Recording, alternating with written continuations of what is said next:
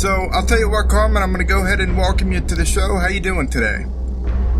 I'm doing fine. How are you doing? Thanks for having me. Yeah, I'm doing real good, actually. Very glad I actually get to speak to you today because I'll tell you what, I've been watching a lot of documentaries on you, looking you up online. It's not hard to find anything about Carmen Reed, I have to say. Yeah, there's a lot out there. Some of it's not too nice, but I don't listen to that stuff, so. Well, you got to take the good with the bad. You'll get it wherever you go. Absolutely. But, it's hard on your ego, so I don't even pay any attention to it or listen to it. Exactly. So let's just begin the show by, why don't you tell us a little bit about yourself, and then we'll move on into your story that everybody's eagerly waiting to hear. Well, my name is Carmen Reed McCone. I've remarried, and I have actually had an interesting life with a lot of paranormal, supernatural things that happened. I'm most known for The Haunting in Connecticut, A Haunting in Connecticut, however you want to call it, or the book In a Dark Place. Okay. It's on Amazon as we speak now. You can get it for about $5, I think. And it's an interesting read. I wrote the first 4 chapters, but then the writer took over the rest of it, and he finished it. I'm working on something now. I'm doing a lot of writing because I think I need to have other things that happened prior to that house and since that house documented as well. Right. I'll tell you what, I'm going to get into your books, and we're going to get into all that and where people can get them and stuff like that, but let's get into it. Let's just dive right into it. Where did this all begin? Let's start off, why did you move to this place anyways? Well, my son Philip had cancer. He was diagnosed with Hodgkin's lymphoma stage 2B when he was 13. I took him for physical. He had a pea-sized lump low in his neck. I was pretty sure it was hormones because, right. I mean, you get all kinds of lumps when you're about 13. But I took him. He wanted to play football anyway, so we went to the doctor, and when we went in, I was surprised when the doctor told me he was concerned and he wanted to biopsy it. Okay. That was on a Friday afternoon. And between Friday afternoon and Monday morning, it had gone to golf ball size. Wow. Wow, that's amazing. So, yeah, it was a very hard time.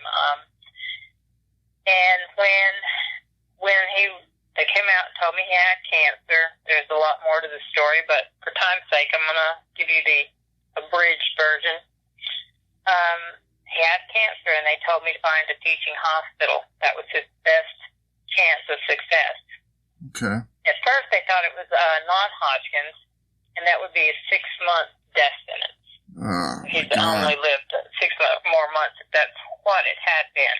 Right. I took him, I'm a Catholic, and I took him for healing mass, and one was said. Then he went to the teaching hospital where he was diagnosed with with Hodgkin's lymphoma, and it was typed at stage 2B. Okay, so is that a better diagnosis? Yes, that's more curable diagnosis. Okay. I mean, it's still not a good diagnosis. No, cancer never is. Good. But at least it wasn't a confirmed death sentence. It wasn't terminal at that point. Right. So I was driving 306 miles a day to get him back and forth to his cancer treatment, which was a cobalt radiation treatment to his head, neck, and chest. Right. This stuff makes you extremely ill. And I was driving that far every day, and by the time I got home, he was just so sick that it was awful. So I talked to my husband. He could transfer to a plant in Connecticut. So, and his treatments were going on in Connecticut. So we started looking for an apartment. Okay. And I was having a lot of trouble because I had 4 children. Okay. And in Connecticut, they wanted you to have 2 children. Wow. So, I finally drove past this old mile home. It was beautiful. Needed some work, but it was being renovated, and it said for rent out front. And I was pretty sure it was out of my price range, but I pulled over, desperate, and it was being turned into apartments. Right. Well, I went in, and it was a beautiful home, and I found out the price. It was in my budget. So I begged the man to rent it to me, and he did. Well, it wasn't going to be done for about several more weeks, so I went on back to New York, and Philip had a brief break in his treatment. So we were just hanging out there waiting for it to be finished, and I had a nightmare. And the nightmare, I woke up and I grabbed my ex-husband's arm, and I said, I've just rented a funeral home. And he said, well, what makes you think that? I said, I dreamt it.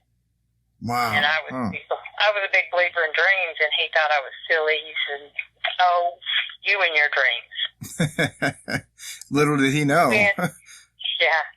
When we got to the house with our U-Haul, I begged him to go in before I took the kids in. I said, please, please, please go in and see if it was a funeral home. And he him and his brother come out horse laughing and said, how could you not know it was a funeral home? See, I hadn't gone down in the basement because there were all kinds of workmen. I had just seen the upstairs, which was the director's apartment. Mm-hmm. Nobody else was. Well, it turns out we got the bottom floor, which was the funeral home. Oh, wow. And so he went in there, and there was coffin pillows and a kneeler and a table with a coffin on, and just blood splatter on the wall and things like that. And I was horrified. Oh, wow. I can't imagine that. What are we gonna do? It's like, well, nobody died here, so I can't see where it would be an issue. Good point. It is a funeral home, so it's still eerie, though. So anyway, yeah, it's creepy. And we talked about how we could fix it so it didn't look anything like a funeral home, and then we made it fairly homey. But now our landlord wouldn't let us take these metal Venetian blinds. They were vertical Venetian blinds down. They were red and gold and white. Okay. And they always blew. That was one of the first indications that I should have known it was haunted. But to be honest, at that point, I didn't even really believe in ghosts. But we moved in and got settled. But before that, I was mopping the floor. And it had an old red cobblestone floor. It looked like little stones in a red brick type thing. Mm-hmm. And Philip was with me. And I said, go pick out which room you want. And he was wandering through the house, and I put this water down, stick and stand down on the floor, and the mop water turned red, and it got thick, and it had a pungent smell to it. That's scary. There was a lady putting some crown molding in the living room down, and I went and got her, and I said, I don't know what's going on. Can you look at the floor? I think I broke it. And she came into the kitchen with me, and she bent down and touched it. She never said a word to me. She just turned around and walked out the back door and never came back. I'm seeing signs already, man. I'm sitting here looking at this floor, and I'm thinking, oh, my God, what could this be? And your mind races with all kinds of craziness. Did he put red blood on this floor, and that's why it looked like this? Right. And I didn't verbalize any of that. That was just private thoughts in my head. And Philip come up about that time. I just got paper towels over it, so he didn't see it. And he said, he was trembling. He said, Mom, we got to leave this place and go home. I said, son, this is going to be our home. Why are you trembling? He said, this place is evil. Wow. And I told him, wow. I said, son, this is made of brick and mortar and wood and plaster. I'm sure it's pretty old, and if it could talk, it could tell some great stories. Evil lives in the hearts of man. Now, this is naivety speaking. I was in my 30s, so I didn't have a clue that there was a real intelligent evil force out there. Right. But I I told him what I believed at the time, and he said, "You're going to see." He said, "You'll see." And those were prophetic words to me. So we went ahead and moved in, and the first week, we all stayed in the mattress in the dining room. I don't even know why we chose the dining room because it was still being renovated, but we had to get in the apartment because his treatments were starting again. Right. So we were sleeping in mattresses in the living room and just getting by until we got everything organized and they had finished the renovations. And nothing happened right away. But the first night there, Philip said he was hearing voices, and it was calling his name. He said it was a whisper, and it was saying, "Philip." Oh, that's creepy. Oh, my God. And I got concerned. So our next doctor's appointment, when he wasn't getting cobalt, he was just getting his CBC and some other, just to check up with the doctor. And I told the doctor, I excused Philip, and I told him, I said, "He's hearing voices in this house that we just moved into." I said, "Could it be, I know he's getting bombarded with cobalt to his head and neck. Could that be a side effect? And what should I do?" And he was kind of crass and cold, and he said, "You'll have to look someplace else for that." Don't you just love it? Not the cobalt. Yeah. Yeah. Well, he's an oncologist. I'm sure I wouldn't want to be in his world. But right. In any case, the voices continued. And he kept telling me about it. And he wouldn't sleep in his room. He would sleep on the couch. And my second son was living in Alabama for the summer. And when school started to start back, he came back. And then he started telling me about voices. And I was convinced that Philip had just spread the rumor and started it. Okay. And that the kids were just being terrified by their older brother. That's understandable. They thought he was walking on water, basically. In the meantime, my sister found out that she was ill, and I took on two of her daughters. One was 13 and one was 18, and they came to live with us as well. Well, they started experiencing things. And I was getting to the point where I was so infuriated because they'd say, "There's a ghost in here." And I'd run, and there would be nothing there. Right, I can see your point. I looked in closets. I looked under beds. I looked through the morgue. I looked, I tried my best to find that they were telling the truth, but I could not find it.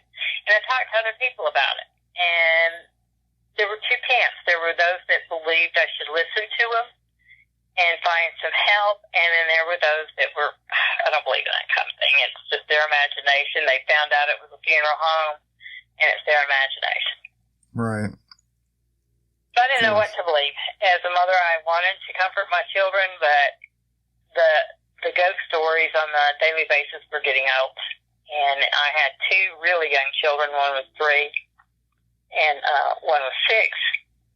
So they were starting to get afraid and wanting to sleep with me and things of that nature. And I just wouldn't allow it. So the ghost stories continued. And this one night, I was in the kitchen, and I wish you could see the house.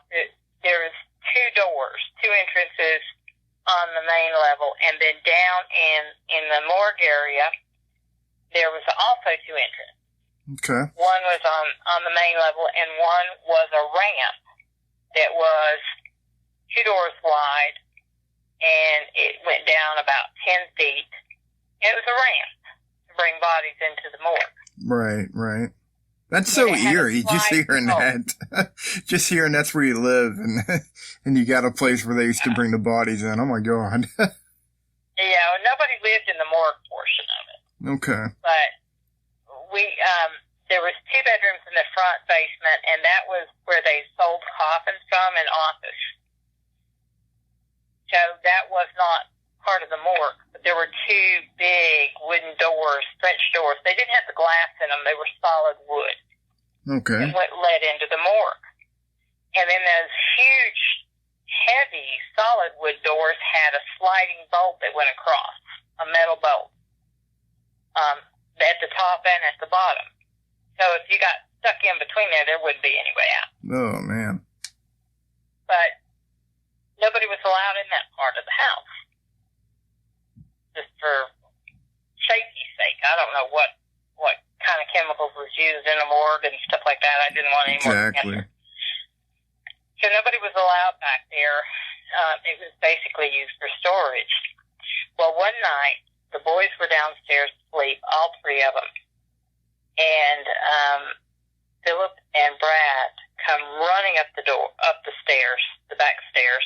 And I was in the kitchen, and they were trembling, and they was like, "Mom, there's men downstairs."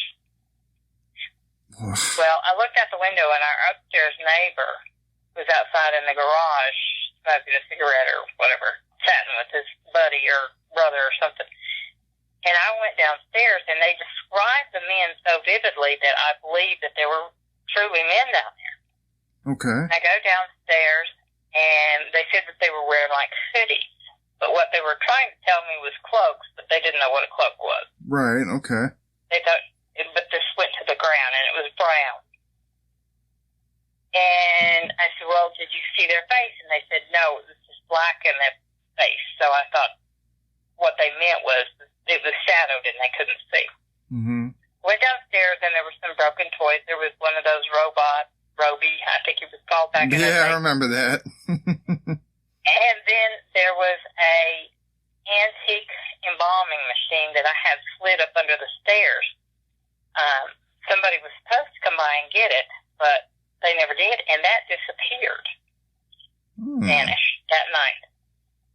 So I ran up and I got my neighbor and I said, "The boys said there's men in there. Did you see anyone?" And there was a light dusting of snow on the ground, and they said no, they didn't see anyone, but they walked around and checked.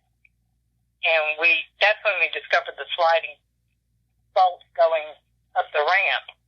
And then the other one was a skeleton key entrance.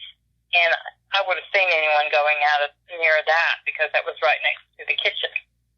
Right. They would have seen anyone. So we never did find out where these men were, but things were visibly missing. Well, now in the morgue and in the rest of the house, over every door jamb, there were crucifixes with the body of Christ on it. Okay. They were about 3 inches high. And the door jambs were all dark wood. It had been stained years prior. And they were dark from age. Well, these crucifixes started disappearing one by one. And I looked everywhere for them. There was no tool marks. They were nailed in with those nails, little black nails. And they were just pulled out. And I couldn't see tool marks, screwdriver marks, nothing. Just the mark where the crucifix was. And as they disappeared, the activity got more and more intense. Wow. You know, just hearing the story right now reminds me of earlier this afternoon when I was actually watching a documentary on you. And it was about when you got to this part, a crucifix actually fell off the wall during the interview. Yeah. Do you remember that? Yes, that crucifix was the first one I bought after I moved out of that house, and it was made of rosewood, and it was blessed by 3 bishops, and I can't even tell you how many priests. Right. It was in the house I live in currently. Wow. Hanging up behind me, and Dan Behrens and his cameraman were in this room that 12 by 12. And it got extremely cold in there, and they could hear growling, guttural growling in the headset. Whoa. And the crucifix flew off, and they ran out. And it took, I had to re-bless the whole house before they come back. Oh, my God. Yeah, when I seen that, I could see you jump. I mean, I was like, wow, that's pretty amazing stuff. It's like something still following you, and we're going to get to that, but please, continue the story. You said these, crucifixes were disappearing. Well, after the last one disappeared, and that was directly over the north and south coffin room were in the front of the house, and that was the one that was directly next to the staircase that went up the stairs. After that, it seemed like this entity could go all over the house. After that last crucifix was gone, and all heck broke loose. My niece was upstairs in her bedroom, and she had been out. Well, let me back up. Philip started to drastically change, and I started taking him to a psychiatrist because he kept hearing the voices, and I was pretty sure he had issues because of his cancer and his own mortality. Anyway, so I started taking him for to a psychiatrist twice a week, and he just kept going darker and darker and darker in his personality and withdrawing more and more from the family, which is understandable, but I was trying to help him. And so he got to the point where he was getting more violent, and I had to call his psychiatrist, sent an ambulance to pick him up and take him to a mental hospital.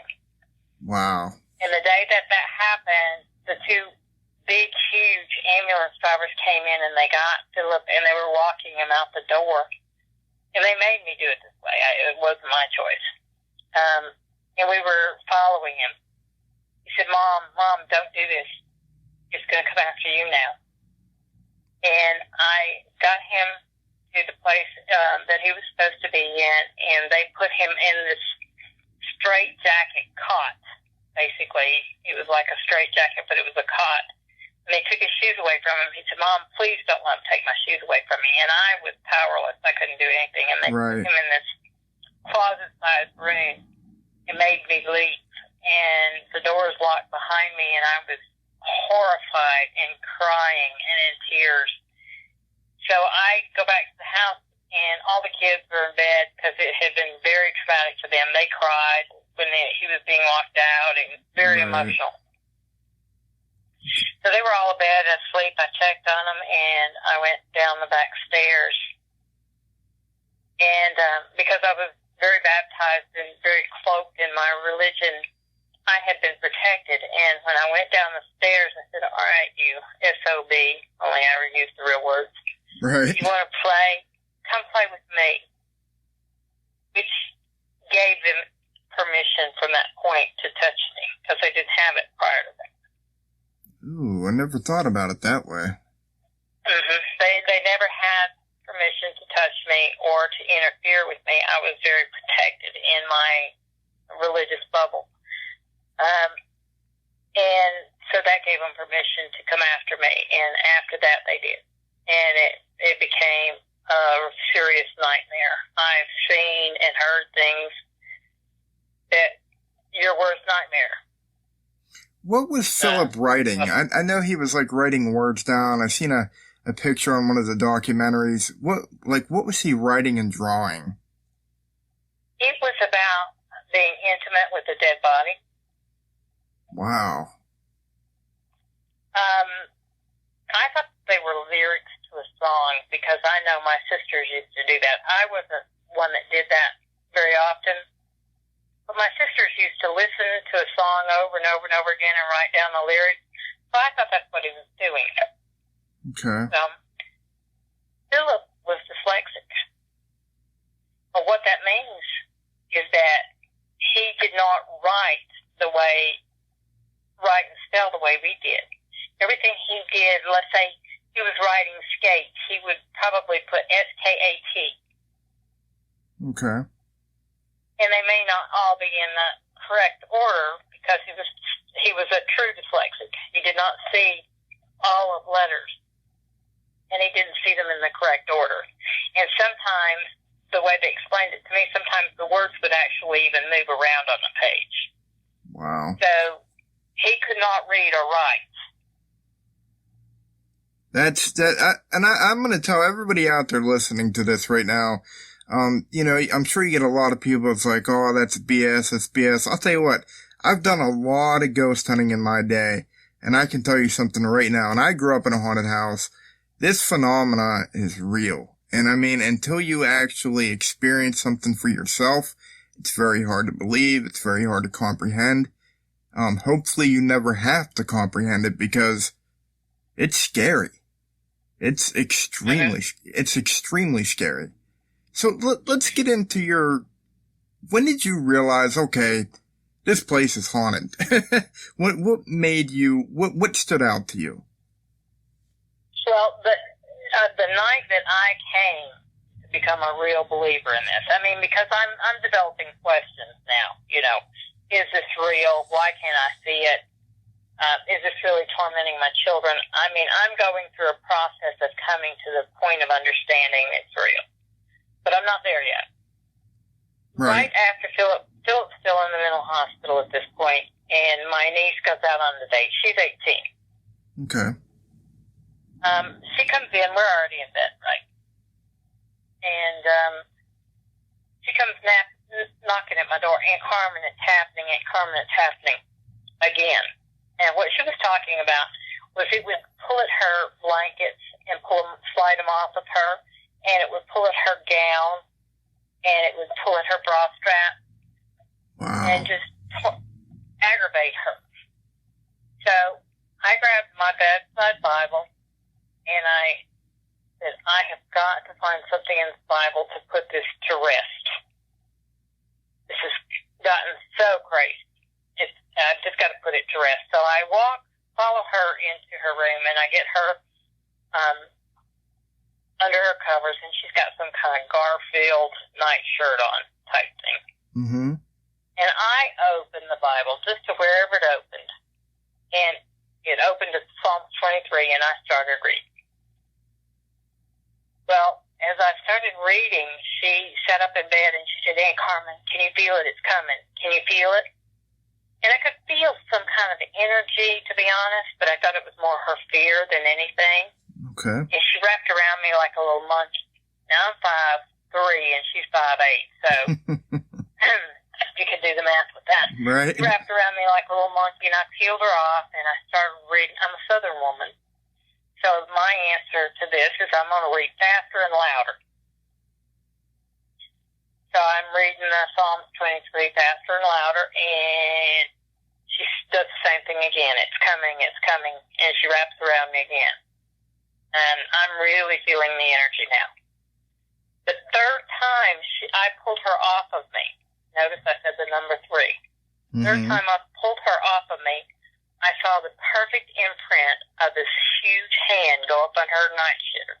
I could see the nail beds, the knuckles, go up under her nightshirt, laughed as hideous, and went out to the back wall, flew through the back window, and I scooped her up. She was wearing a rosary. I scooped her up and ran to the dining room, and I called the Catholic Church, and I got an associate pastor. Okay. And he said, say the rosary and call me in the morning. Right. Well, now, at this point, I am so confused. I have to protect this child in front of me. She's mine. I have to protect her. She's mine. Right. I don't have a clue what just happened. I'll tell you what. Told me this could happen. You got way more courage than me. I probably would have bolted out of that house so fast. So I'm looking at this child. I'm calling the pastor, and he says, say the rosary and call me in the morning. She's got the rosary around her neck. My rosary that I've had my whole life has disappeared at this point. I can't find it anywhere. So we got one rosary, and she wears it. So I went to touch the rosary, take it off of her neck, and I've got the crucifix part of the rosary in between my thumb and my forefinger, and it shattered. All the beads were strewn across 2 rooms. Right. I looked at one of the beads, and it was like the wires were pulled perfectly straight. Oh, my God. Now all the blood must have drained out of my body at that point. Because I'm like... And she still has that to this day, doesn't she? Exactly the way it is. Yes, she has it. It's still in the same condition it was when we picked it up that day. Holy cow. So we can't say the rosary, obviously. Right, right. So as a Southern woman, I go put on tea. Because my mouth is cotton dry. Soldiers have been marching in it at this point. Because I'm absolutely blown away. I'm confused. Don't know what to do. I've got these babies in this house. I got 5 of them. 5 babies. So I go into the kitchen to put the tea on, and as I'm coming back towards her, trying to put some kind of thought of what's going to happen next in my mind, she says, "Aunt Carmen, can you feel it? It's coming." And at this point, I recognize the energy. I said, "Yes." I walk towards her as quickly as I can. She walks towards me. We embrace, and this black cloud engulfs us. Wow. The confusion that I'm feeling at this point, I couldn't tell you which direction I'm facing. Now, I am a true Catholic. I can say the rosary backwards and forward. I can say the Lord's Prayer backwards and forward. The Hail Mary, all of those prayers backwards and forward. I could not say the Our Father or the Hail Mary. I couldn't tell you which direction I was facing in that kitchen at that moment. I still can't. Wow. That's... Well, pardon? No, I'm speechless. I was too at that point. But, it takes a lot of energy for an entity to overpower 2 people like that. So fortunately, it only held us there, which seemed like an eternity, just seconds. When it released us, I ran, jumped in the bed. I mean, I didn't even sit down on the bed. I'm standing on the bed over my husband at the time, and I'm like, this house is haunted. What does he say? He said, "Oh no, the kids have gotten to you too." I said, "No, they have not. I just witnessed this." And he said, "Get out of here," and he kicked me out of the bedroom. Oh man. Well, he's my ex, so anyway, I had these people that I had worked with. One of them had given me an article from the Warrens, and it was about their museum. And she was saying, "Carmen, I really think you should listen to your children. I think you need to call these people and have them come out and see what's going on." She wasn't allowed to speak to me anymore because she started having paranormal activity just listening to my stories. Wow. So people were starting to isolate from me because they would recognize their paranormal activity was going to their home. So I'm becoming more and more isolated, and I picked up the phone and I called Lorraine Warren, and she answered. And it was 3 o'clock in the morning, and she said she would be out the next day. And that's how I came to believe in the paranormal. So Lorraine Warren shows up. What's her first reaction when she sees your house? She thought it was a lovely home. I mean, it was. But right. When she went downstairs, see, we had a blood tank downstairs because that was the city atmosphere. And blood cannot be processed. It cannot be separated from water. So you have to separate the blood and keep it in a separate tank because it can't go through the sewer system. Okay. It has to be incinerated. So they had removed the blood tank, but there was a pit there, and it had a little drain there, and it was covered up with sawdust and a pallet cover like thing, a wooden cover type thing. It was like a pallet, but it was solid. And my little ferret used to go under there when there was ever paranormal activity because blood is sacred. Didn't realize it at the time. Okay, interesting. When she went into the morgue, she started experiencing things. Well, Missy came out from the blood tank thing and started running towards Lorraine Warren, and she thought it was a rat, and she was running up the front stairs saying, "A rat taking me," and I'm laughing so hard I can't tell her it's a ferret. Oh, that's hilarious. There's a lot of stories with that ferret in that haunted house. So when she gets upstairs, I've already picked Missy up, and I'm taking her up there to show her that it's not a rat, it's actually a ferret, that she just wants to say hello. Okay. But yeah, she picked up lots of things in the house, and she told me that she thought that there had been some necrophilia that went on, and that there was actually, this is true, there was some children that were badly burned and that had come into the morgue, and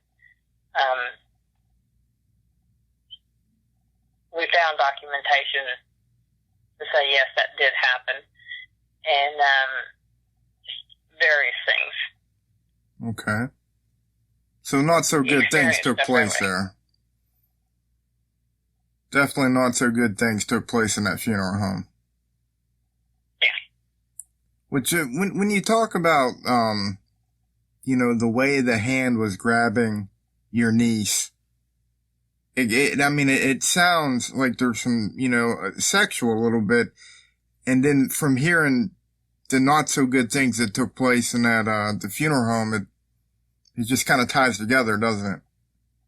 Yeah, there's definitely, I was sodomized in the house, and there was, they say it was rape, but I didn't feel like it was like a man's penis. It was an object.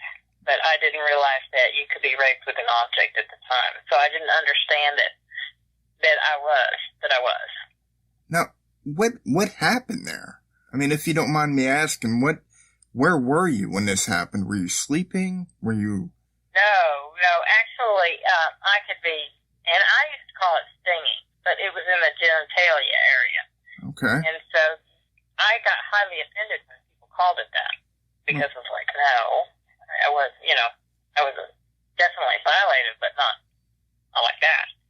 And I still think it was more a fear thing, but I in the kitchen doing dishes, I would get,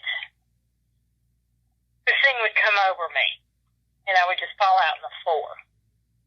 And I couldn't move, and I couldn't speak, but I was aware, and I was being stung, I was being bitten, I was sometimes taken to other places, and I witnessed several realms of hell. Wow. While I was taken from my own body. There was one point I was taken from my body. I was taken to, I called it the Desert Road of Hot Tears, where there were a lot of other entities that were deceased people, and they all had negative human emotions. Some of them were so vile that I would move far away from them, and some of them were very sad. And I was told if I left the path that I would be trapped there for an eternity. Now, remember, this is the abridged version. There's a lot more to this, but...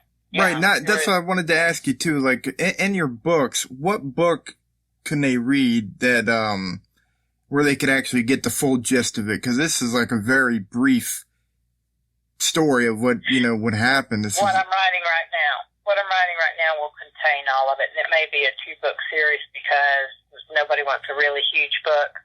It may have to be a 2 or 3-book series, but I'm working on it right now, and some good stuff is really in there. And it also teaches you how to handle and how to recover. Because a lot of people that live in a haunted home come out with PTSD. Okay. Yeah, that's interesting that you say that. And they have to relearn to cope and relearn not to be afraid. They can actually reopen, and this is how a lot of people get repossessed. I know that sounds ridiculous, but they get possessed again. Right. It is what it is. Because of the fear and the recognition that they're giving the entity that makes it come back. And you have to learn how to recover. And it's a process. And the Catholic Church actually brought me in, and Father George taught me a lot. He's deceased in heaven now. Thank you, Father George. But he taught me how to recover. Right. Now, I spent 3 to 4 hours in prayer every day. Wow. After we got out of that house to keep it from coming back. and throwing protection, learning how to throw protection around my children. Right. What did the Warrens say whenever they were in your house? Did they find any evidence? I mean, what was going on? What went on that way? There was psychic evidence. They didn't find a lot of physical evidence.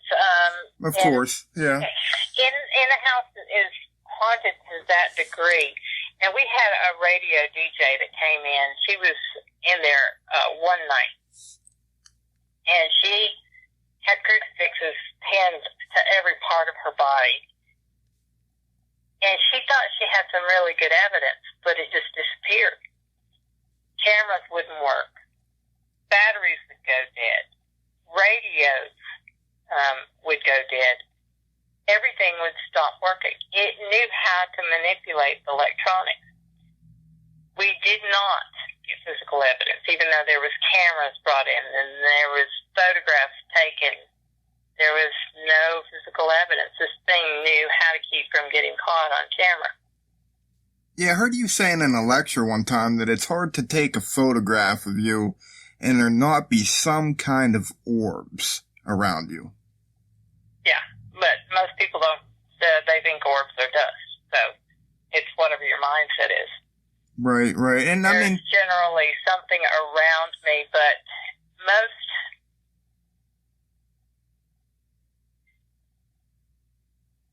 There's nothing from that time that I could pull out. Most of the pictures we had were Polaroid back then. okay. And 9mm, I think they were called. Right, exactly.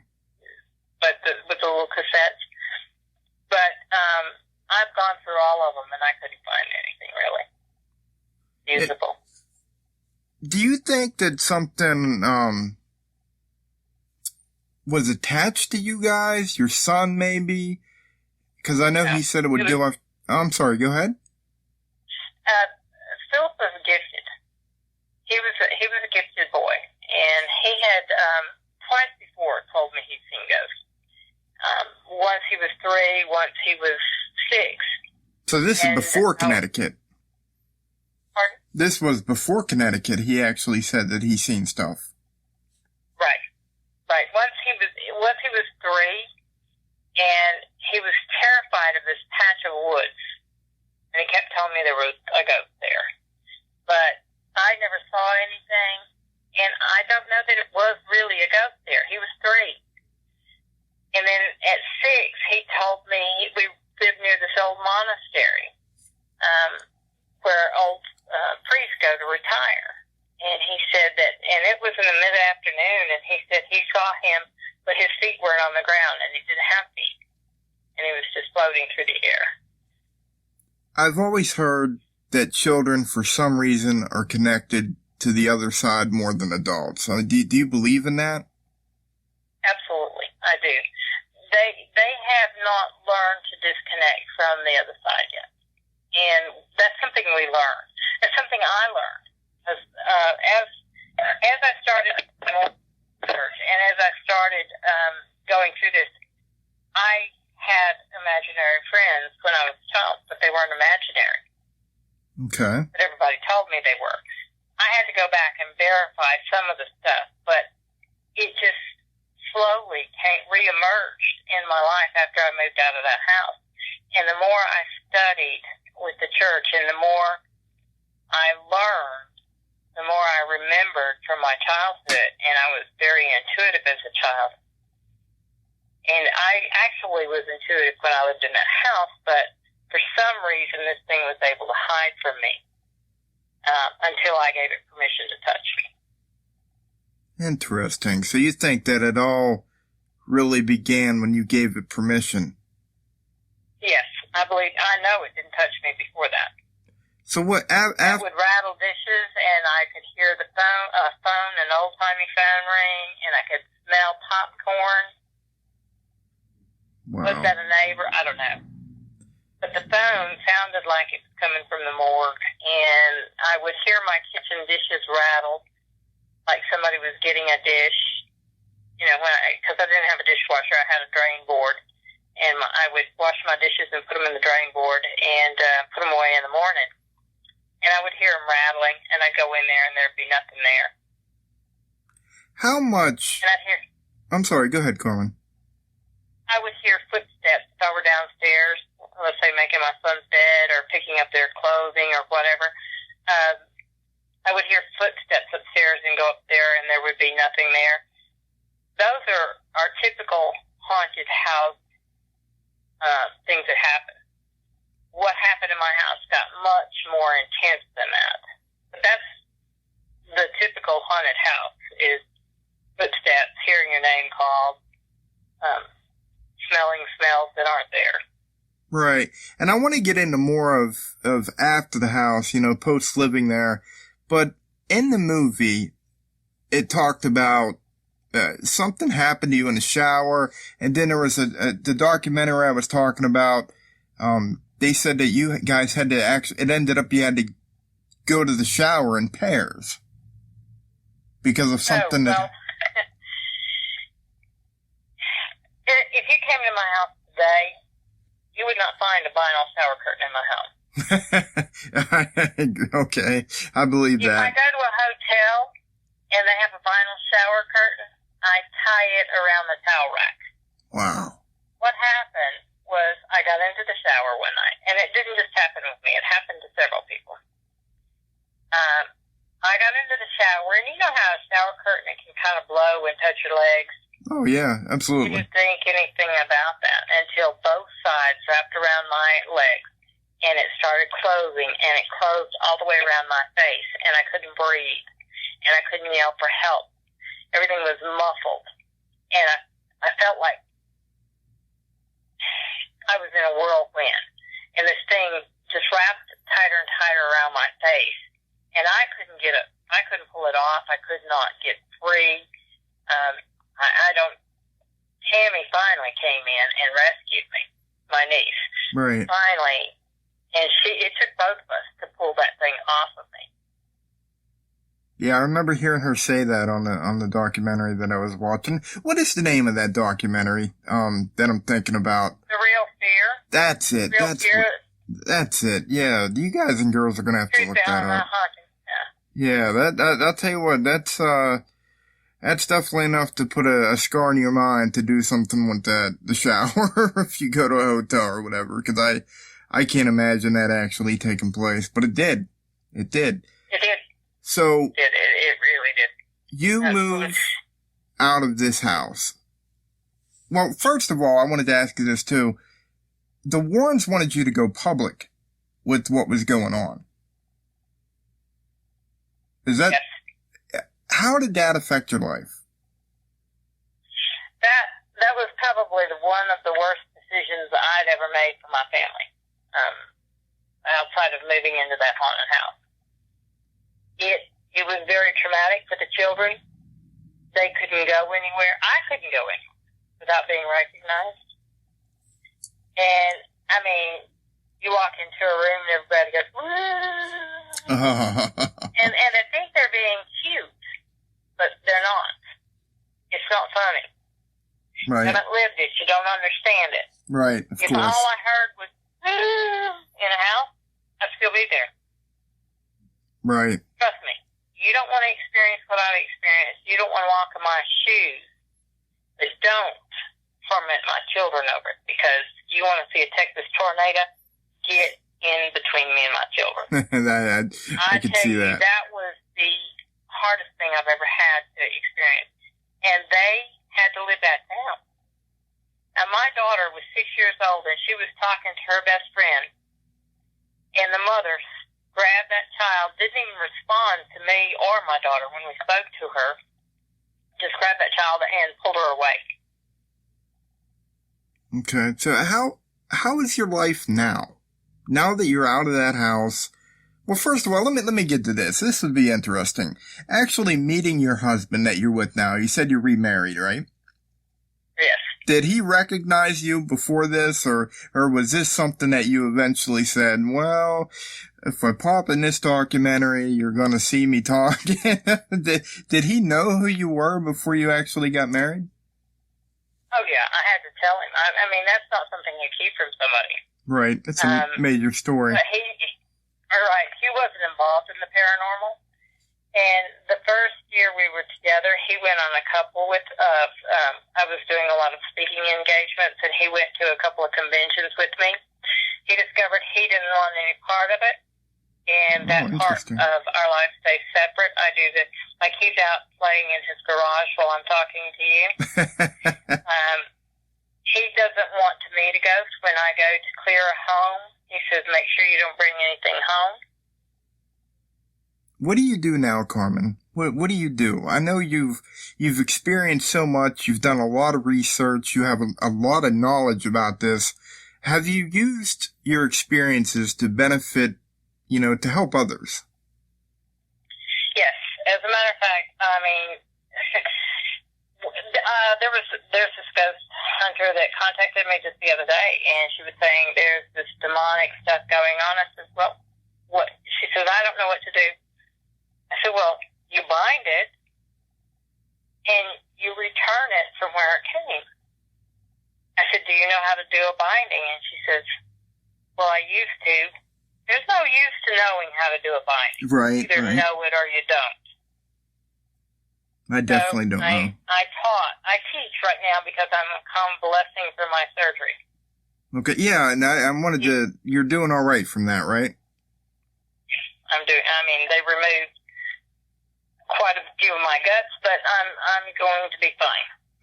I actually had to have my entire colon removed in 2013, I believe, and had to wear a bag for a whole year. I'm bag free now. They had to do 3 surgeries, so I know exactly what you're going through.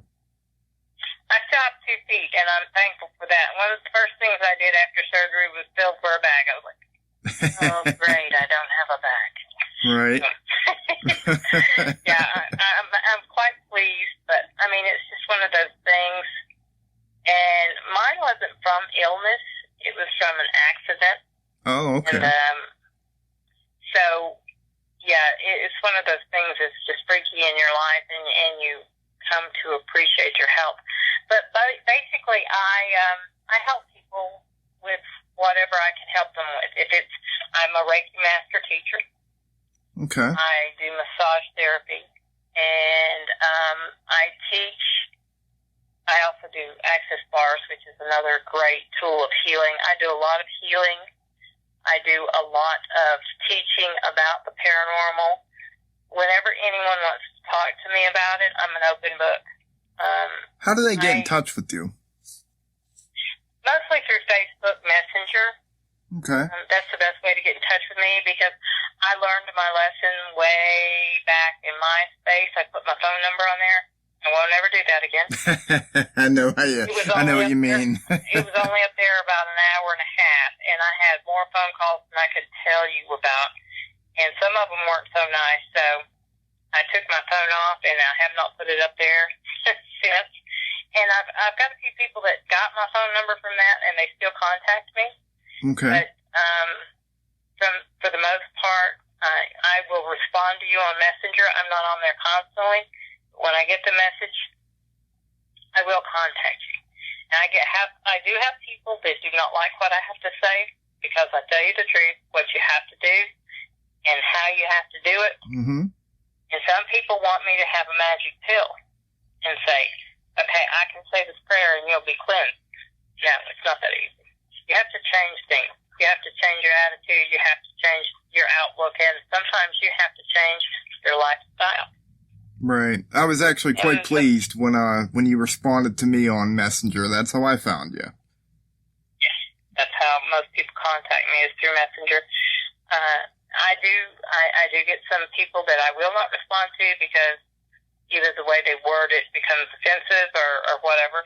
If you're going to come to me and ask me for help, one thing, don't come making accusations at me. Speak to me as you would somebody else that you want respect from. Right, of course. So what about any other websites that you have that you would like to put out there? I don't really have any websites actively current right now. I just do the Facebook. I do Pinterest, but that's more about my dog. But I'm on Facebook quite often. I have a public page and a private page. I will not friend you on my private page because it's for my grandchildren pictures. Okay. But on my public page, Carmen Reed, I will speak to you, and I'm happy to talk about ghost stories.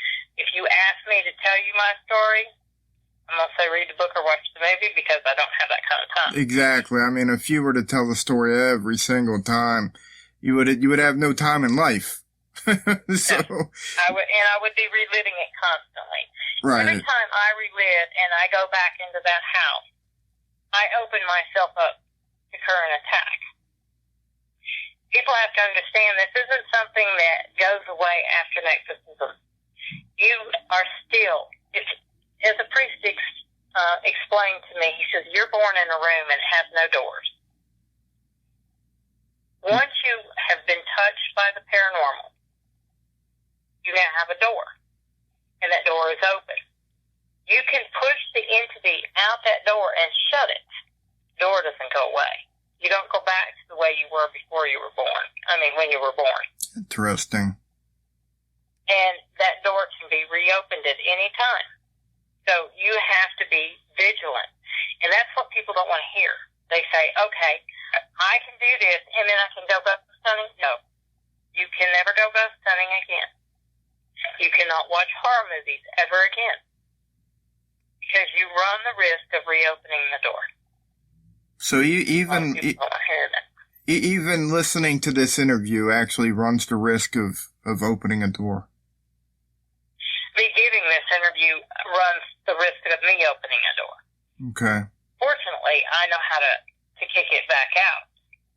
Right. But when I'm dealing with somebody that I've cleansed their home, I'm going to tell them to get rid of all their haunting movies.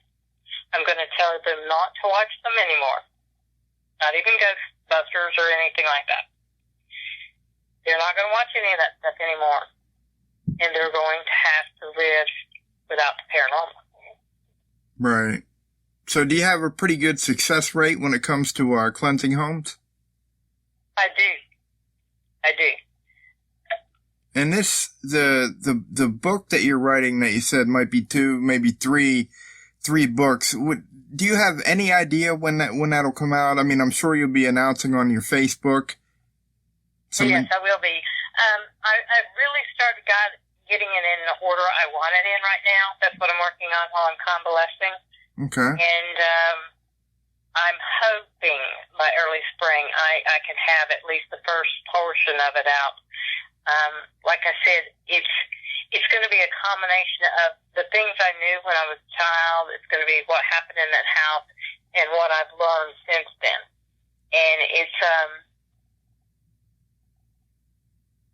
just a matter of getting it organized. Right. So there's a lot more to your life than a haunting in Connecticut. Oh, yeah. But nothing can ever teach me like that haunting did. Because what I knew before that was all of the light. It was all light and angels. Right. I was a child. When I came into that house, that's when I came face to face with true evil. That's where I felt the breath of evil in my face and knew it was intelligent and knew it despised me. And it would destroy me any way it could. Clearly demonic. And it continues. I would say clearly demonic. Would you justify that? Oh, no doubt about it. And demonic is just word. Knowing the evil and the evil intent and the destructive intent behind that entity, that being, because it's an intelligent being. It's not you. It's not fabrication. It's an intelligent being that truly exists, as God exists, but it wants your destruction, your total destruction. And anytime I give it the chance, it will be there to do it. Right. Now, I wanted to ask you this too, Carmen. How is everybody else doing right now? Are their lives fairly normal? I understand that a lot of you guys are probably recognized, but I mean, are they doing okay? Everybody's doing great. My son Philip is deceased. Yes, I'm very, very sorry to hear about that. Me too. I mean, I just lost my mother in January, and I know Philip's had a lot in his life that he went through. That's a lot that poor guy put up with. He is fine now. He is fine now, and he comes around me frequently, and I recognize him, and I appreciate his presence, and Right. I love him dearly. But yeah, he's in a better place now. And we're almost out of time here, but I'm sure Philip had some things that he wanted to say too. Are you actually going to help him out in these books by explaining maybe something that he would have said? Yeah, there will be that. I did release the recording. If you watch it was on Destination America. He actually had his own voice. I had him do recording, and that was a month before he died. Oh, wow. And that's on there. That's on there. Look on that one's called The Fear is Real. Okay. One's The Real Fear, and the other one's The Fear is Real. But it was on Destination America. Okay. And at the end of that, he speaks. I'm definitely going to have to look at that, and I encourage all of you guys and girls out there listening to do the same. I'll tell you what, Carmen, it's been a pleasure talking to you. I really hope that your book comes out soon because I'm going to get it. Okay. I'll tell you that right now, and I encourage everybody out there to get it as well because I'm sure there is so much more that, so much more that you say in the book than you can actually say in an hour-long interview. Okay. Well, I appreciate you having me on, and I hope everybody has a great day. I appreciate it, Carmen. Hey, God bless you and you take care. You too. Bye-bye. Thank you.